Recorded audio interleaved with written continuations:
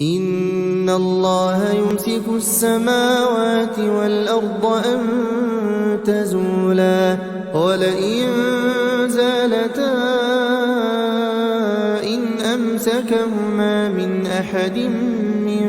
بعده إنه كان حليما غفورا وأقسموا بالله جهد أيمانهم لئن جاءهم نذير ليكونن أهدى من إحدى الأمم فلما جاءهم نذير ما زادهم إلا نفورا استكبارا في الأرض ومكر السيء ولا يحيق المكر السيء إلا بأهله فهل ينظرون إلا سنة الأولين فلن تجد لسنة الله تبديلا ولن